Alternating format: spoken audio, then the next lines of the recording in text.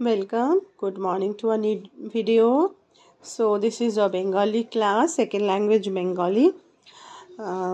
সাহিত্যের কুসুমকলি আজকে আমরা পড়ব প্রথম গল্পটি। সাহিত্যের কুসুমকলির প্রথম গল্পটি হলো, আমরা ক্লাসেও পড়েছি, হবুচন্দ্র রাজার গবুচন্দ্র মন্ত্রী। যে গল্পটি লিখেছেন তিনি হলেন দক্ষিণারঞ্জন মিত্র মজুমদার।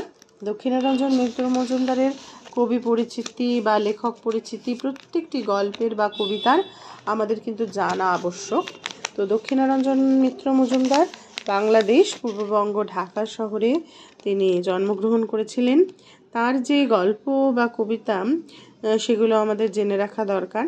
বাংলাদেশের রূপকথার গল্পকার হিসাবে তার পরিচিতি ছিল। এছাড়াও তিনি ঠাকুমার ঝুলি, ঠাকুরদার ঝুলি এ সমস্ত অবসরণীয় তার কিছু প্রিয় বই কিশোরদের আছেই। এছাড়াও তিনি চারু ও হারু, খোকাবাবুর খেলা, আমার বই, চিরদিনের রূপকথা প্রভৃতি রচনা করেছেন। তো এটিও একটি কৌতুক রচনা, হবুচন্দ্র রাজার গবুচন্দ্র মন্ত্রী। গল্পটি হলো, এক দেশে এক রাজা ছিলেন, তার নাম হবুচন্দ্র। তার এক মন্ত্রী ছিলেন, তার নাম গবুচন্দ্র। রাজা ছিলেন বুদ্ধির জ্বালা। বুদ্ধির জ্বালা এই কথাটিতে তিনি উপহাস্য বা উপমা দিয়ে বলেছেন যে এত বুদ্ধি, তাকেই তিনি জ্বালা হিসাবে করেছেন। জ্বালা কথার অর্থ মানে মাটির কলসি, যেটা মাঝখানটা বেশ ফাঁপা হয়।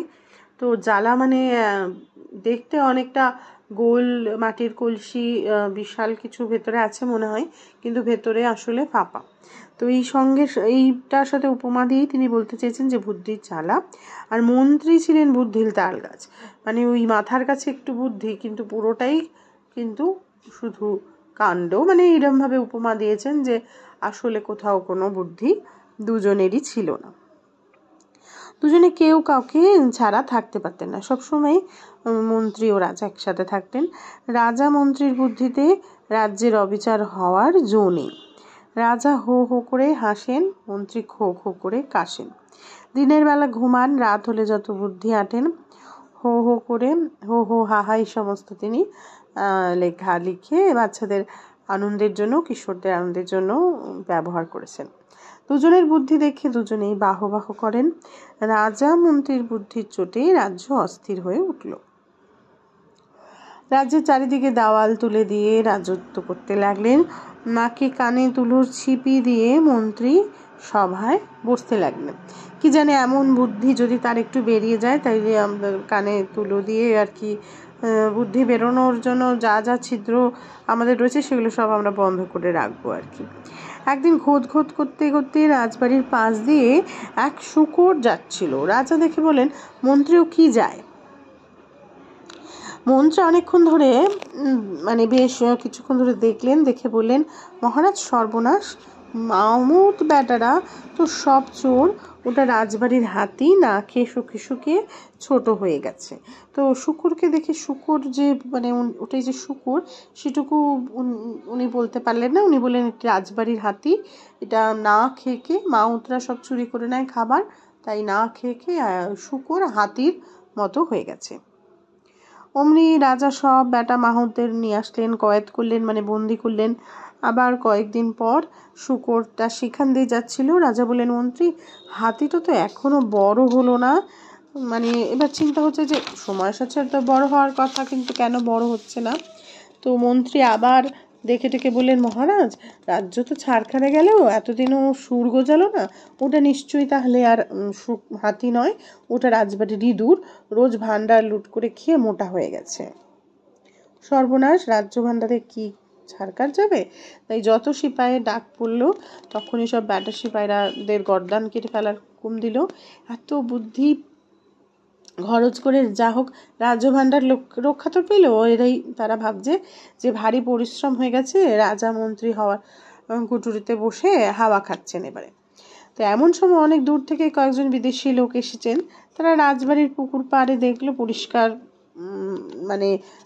পুকুর পাড়ে দেখলো যে পরিষ্কার ঠাই, এখানে তারা একটু বসে কিছু পিকনিক টাইপের করবে, পাক শাক করে খাবে, মানে কিছু রান্না বান্না করে পিকনিক করবে। একজন কাঠ কুড়োতে গেল, একজন উনুন খুঁড়তে লাগলো, মাটির উনুন তৈরি করবে, আর সকলে সব আয়োজন করতে লাগলো। হাওয়া কুঠুরি থেকে দেখতে পেয়ে রাজা বললেন, মন্ত্রী পুকুর পাড়ে ও কি অত লোক কেন, দেখো তো। মন্ত্রী জানলা দরজা দিয়ে উঁকি মেরে গলা বাড়িয়ে কাত হয়ে বেশ খেটে সেটে ব্যস্ত হয়ে বললেন, মহারাজ ভয়ঙ্কর সর্বনাশ, রাজ্য গেল, কোথা থেকে কতগুলো লোক এসে পুকুর তো চুরি করে নিল, ওই দেখুন শীত কাটছে, মানে উনুন যে কাটবার জন্য যেটুকু মাটি করে সেটাকে ভেবে ভাবছে যে পুকুরের শীত কাটছে। রাজাও দেখেন তাই তো, লোকেরা তো উনুন খুঁজছিল কিনা। রাজা মন্ত্রী ভাবলেন শীত কেটে পুকুর চুরি করবে, অমনি ধর ধর করে রাজদুয়ারে ডঙ্কায় কাঠি পড়ল। মানে এটা হচ্ছে একটা ডঙ্কায় কাঠি, মানে অ্যালার্মিং একটা সাউন্ড, যেটা হচ্ছে একটা এক ধরনের বাদ্যযন্ত্র ডঙ্কা, সেখানে কাঠি মানে একটা অ্যালার্মিং সাউন্ড। পুরো রাজ্যকে জানানো হলো যে একটা ভয়ঙ্কর ঘটনা ঘটেছে আর কি, পুকুর চুরি হচ্ছে। তো এবার ঢাল তরোয়ার নিয়ে যত সিপাই নিয়ে ওরা ছুটলো লোকগুলোকে মারতে, আধমরা করে আনলো। তখনই সবাইকে শুলে চড়ানো হলো। রাজ্য গিয়েছিল আর কি, রাজপুকুর চুরি, কাল রাজ্য চুরি, বুদ্ধি ছিল বলে রক্ষা হলো, এটাই রাজা মন্ত্রী বলতে চাইলো। এত বুদ্ধি খরচ করে রাজা মন্ত্রী তাড়াতাড়ি ঘুমোতে গেলেন। মানে এটা একটি হাস্যরস গল্প কাহিনী, যেখানের মাধ্যমে কবি বলতে চেয়েছেন যে রাজার হবুচন্দ্র মন্ত্রী তারা দুজনেই দুজনকে খুব বুদ্ধিমান মানতেন, এবং সেই বুদ্ধি যাতে বেরিয়ে না যায় তার জন্য তারা ব্যবস্থা নিতেন।